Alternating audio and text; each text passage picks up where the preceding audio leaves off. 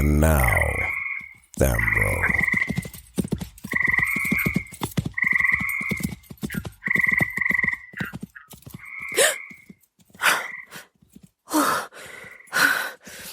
Jenna Kiss awoke to find herself bound in silver chains and lying prone across the saddled lap of the most feared bounty hunter in all of Welkin, a man known simply as the Ghost.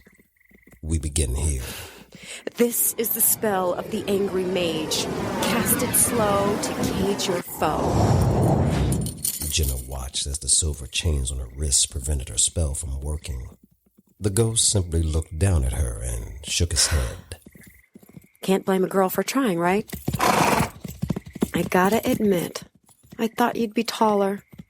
I mean, after a person hears all of the Bard's songs about you, I couldn't help it.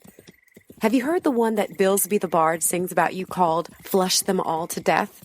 It's actually pretty catchy, if not woefully exaggerated. The Ghost glanced down at Jenna and raised his left eyebrow. Oh, come on. You seriously expect me to believe you single-handedly defeated 11 men inside of a bathroom stall? I mean, that is what the song is about. Have you heard it? Want me to sing some of it for you? I can sing it for you if you want. There once was a man who dressed in black, from head to toe and front to back. He ate and drank too much, in fact, flushed them all to death. He hit the John to find it stank from all the pints of rum they drank. 11 planned to play a prank, flushed them all to death. He pulled his daggers out with ease and struck 11 caps of knees, then flushed them all despite their pleas, flushed them all to death. Severed limbs lay left to right, he flushed them all to death. If the Ghost were capable of chuckling, he would have done so. Instead, he simply shook his head and kept his eyes forward. What? My singing voice isn't that bad, is it? Trust me, I've heard worse. Where are you taking me? Look, I know that King Peros hired you to capture me and kill 2 of my friends. I know that you faced Kravex, and according to him, he defeated you. The Ghost, if he'd had eyes, would have rolled them at that comment. I assume that since you have me, that you killed my friend Seth. Interesting. You either couldn't, or you're saving it for last. Honestly, whatever your reasons, capturing me now makes no sense.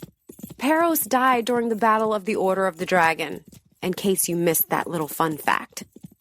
My master, in his dragon form, burned him alive. The whole reason the king hired you was so that I could distract my master in his dragon form in order for his legions to kill my master. My point is, there is no one for you to deliver me to. Peros is taking the dirt nap. And even if he weren't, it would be a moot point. My master is dead. You should unchain me and let me go.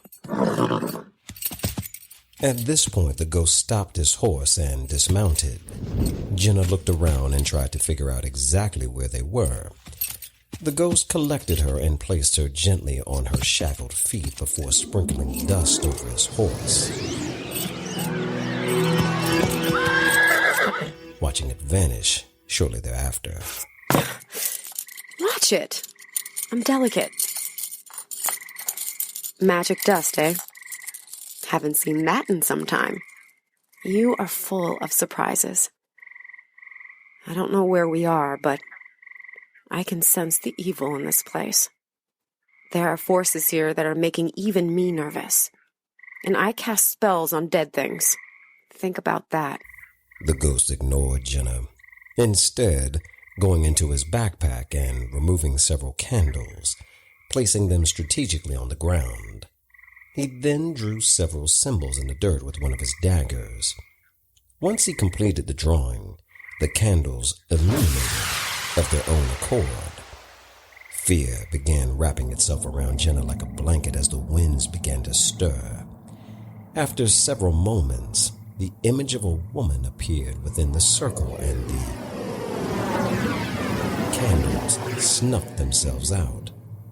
The ghost placed his hand on Jenna's shoulder, forcing her to drop to her knees. He then bent his own knee and lowered his head, paying respect to the self-proclaimed goddess of the underworld, a woman known simply as Ursula. Rise, Xander. Jenna raised an eyebrow at Ursula's use of the ghost's real name. The ghost stood as Ursula spoke to him again, while peering down at Jenna. I see you got my raven. The ghost nodded. Jenna Kiss, first apprentice of Omar K of the Order of Necrology. That's cute. Do you know who I am? I don't know. Some chick I'm going to kill the minute I get out of these silver chains. The ghost raised his hand to slap Jenna, but Ursula stopped him. You will not strike a woman in my presence if you know what's good for you. Is that understood? The ghost slowly lowered his hand and nodded.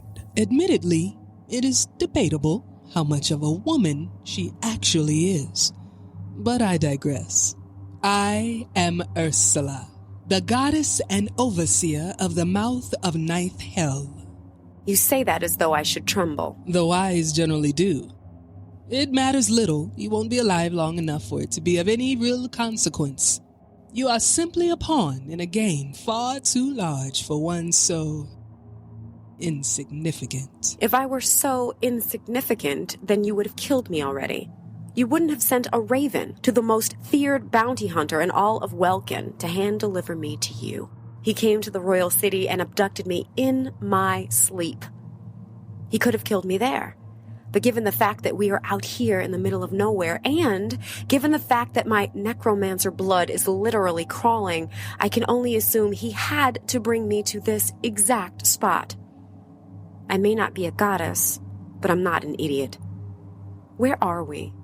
Why am I here? What do you want of me? Ursula was impressed. Most mortals were crippled with fear when they encountered her, but not this one. It did make sense, however. Jenna was the first apprentice to a man that, until recently, was considered a rival in power to the provost.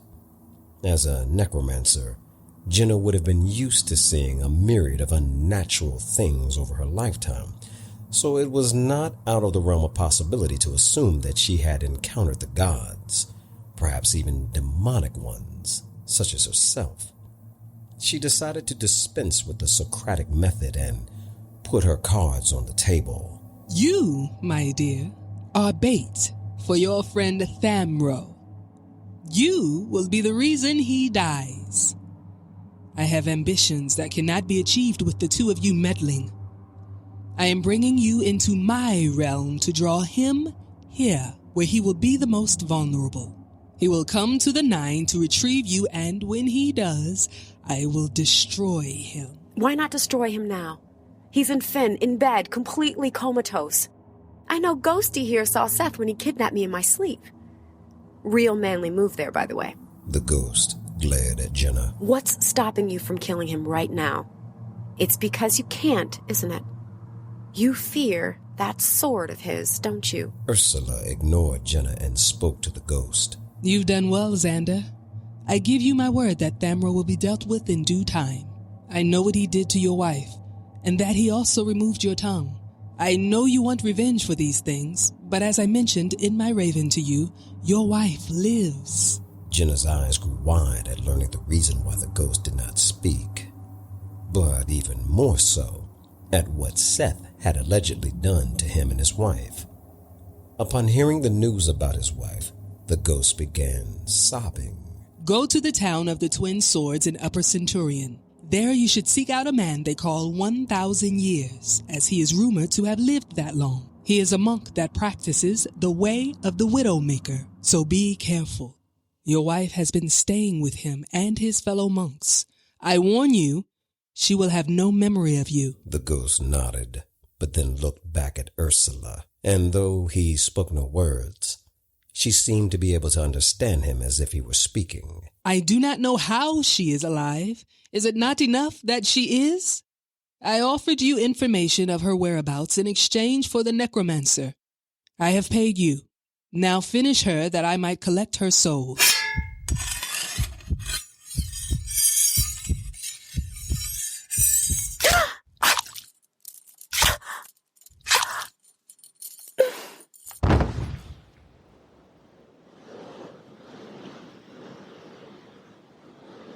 The ghost stabbed Jenna and then watched as her life gave out.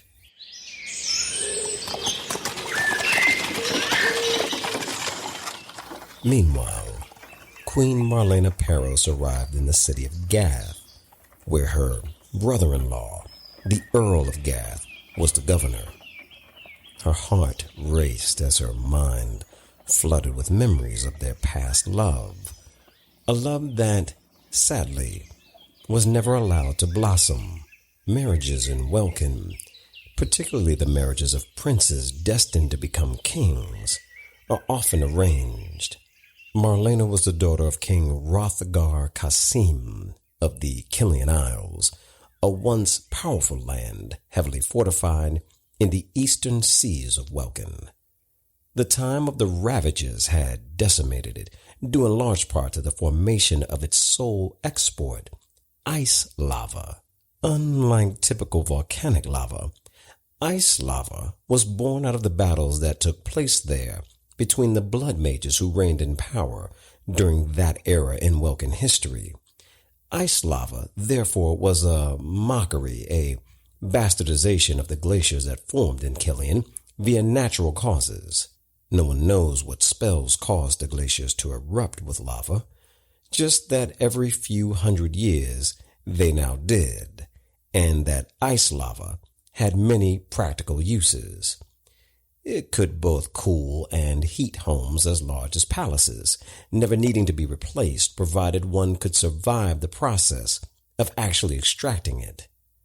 Several Welkinites died attempting to gain these resources, while others were quite successful in doing so, eventually bleeding the resources dry.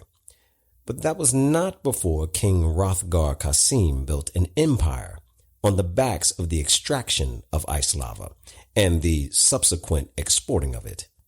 Unfortunately for him, there was no need for repeat business. Once one had the ice lava, one never needed it again. This led to the need to align his kingdom with another prominent house in Welkin, House Peros. The marriage between Prince Ramses Peros, the firstborn son and future king by right, and the daughter of Hrothgar, Princess Marlena Kasim, would strengthen both houses. And so, that was what was done. But not before Marlena fell in love with Prince Ramses' twin brother, Rylan Peros, a prince who would never be king, a prince who would forever live in the shadow of his slightly older brother. It was arguable that Rylan, who was now the Earl of Gath, an appointment given to him early in the reign of his brother, more to placate him than anything else, was the superior leader of the two. But what was not debatable was that Rylan was the more bitter. He had long hated his brother and resented Marlena for not running away with him. Now, in Finn's most vulnerable hour, she found herself seeking the aid of the man who was equal parts her friend and enemy. Our story continues here.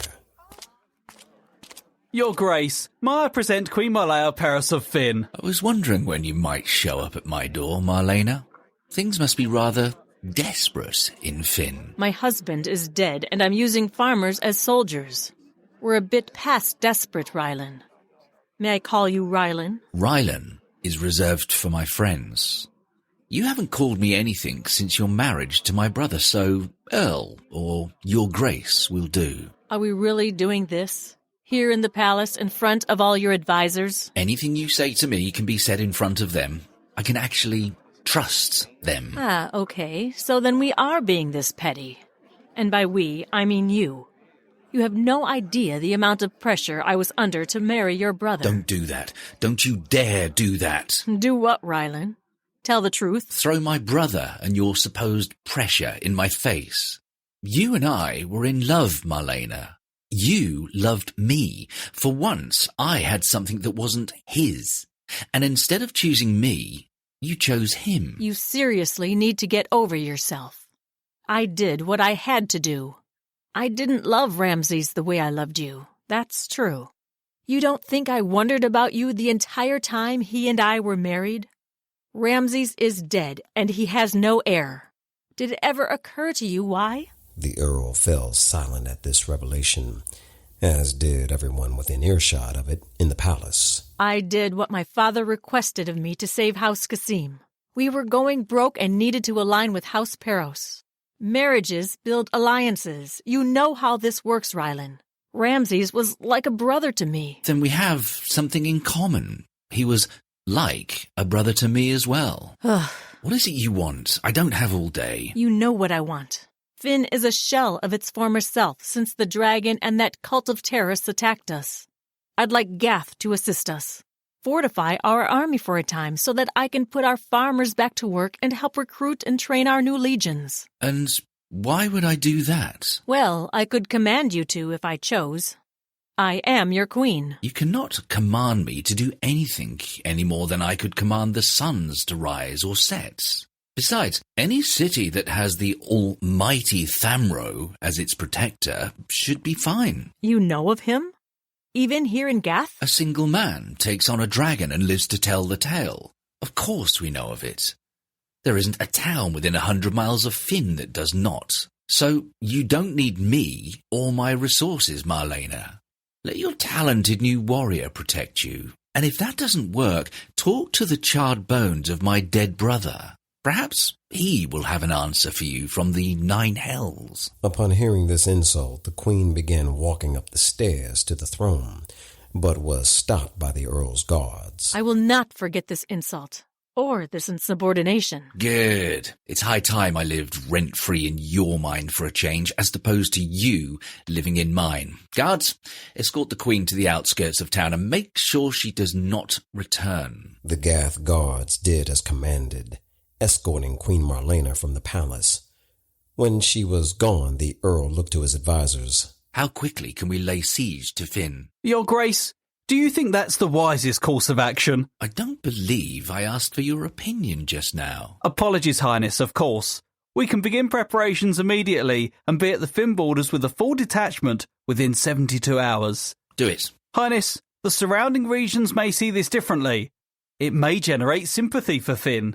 Besides, you said it yourself, they have a champion in Thamro, the likes of which we have never seen. And the likes of which we haven't seen since. Where is he? Why was he not here with the Queen? No. Prepare the detachment and begin the siege of Finn 3 days from now. Dismissed.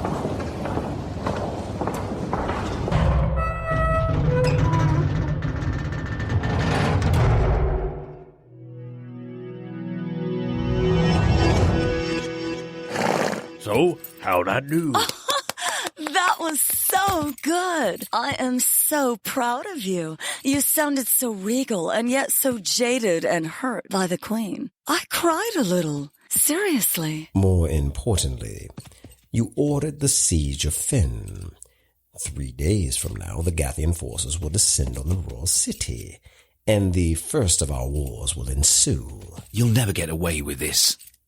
Angelica, I thought I told you to kill him. And I thought I told you that we're not killing anyone else. He has a purpose. And what exactly would that purpose be? To blurt out exclamations he cannot actually actualize? To hurl insults at me? Free me from these chains and I'll hurl more than that at you. You think you're so powerful with all your spells. Give me a sword and I'll show you true strength. What did you just say to me? Ollie, don't. Did you say that I lacked true strength? Why? Because I cannot wield a sword like you? Back off, Ollie. He lives, okay? They're just words, remember? Just words. Spells are just words, too. You do well to remember that, Rylan. Angelica, place him back in the dungeons before I change my mind. What if someone finds him? And what about his memory? If anyone asks him about this, he'll give us all up. And what exactly will he say? A talking horse, a dead woman, and a mage captured me, impersonated me, and sent my kingdom off to war? I'd actually enjoy seeing that. Useless here will sit on his throne in the meanwhile. I'm not sure what's wrong, but whatever you did to help me sound like him is fading. I can hold his image, but not his voice. Ollie, this could be problematic. Really? You think so? Aw, you're so cute when you try to be sarcastic. Yes, I do think so. To answer your question, We may be forced to use a spell. what about Elyon? My thoughts exactly. The moment he notices will be the moment this all ends. What about a scroll? Scrolls, spells, they're all the same, useless. Are they? Angelica, you were resurrected with a scroll, and Elion ain't showed up. Then Dominique was resurrected with a scroll, and Elion ain't showed up either. Maybe scrolls work a little differently. Maybe he ain't tuned into those like he is to those mental spells y'all are so worried about. This filthy beast has a point. Elyon has not appeared, and a scroll was used to bring back both Dominic and you, Angelica. I may have an option, but it is risky. What would that option be? The scrolls of malediction. There are 2 left. The same scrolls that caused Borrow Kane to become a dragon? You want to use one of those again? First of all, Cain was a far inferior mage compared to me. Second, only one of the scrolls was for transformation. The second scroll deals with immortality, which, given that these are cursed, leads me to surmise that it will likely kill you. The third, however, and final scroll, makes any spell you cast irreversible. We could cast it on Useless and give him the permanent ability to imitate the people he becomes. I don't know, Ollie. I have a bad feeling about this. Well, let me know when you have a better idea. Yeah, let us know when you have a better idea. Can you please shut up? Can you please shut up? So good. If all you had to do was play Ollie, then you wouldn't need any silly scroll. It is settled then. We'll use the third scroll of malediction on Useless and then do what we just did here. Declare war on the royal city. You want to have all 5 armies arrive in the same location and attack Finn at the same time? Yes, I believe I do.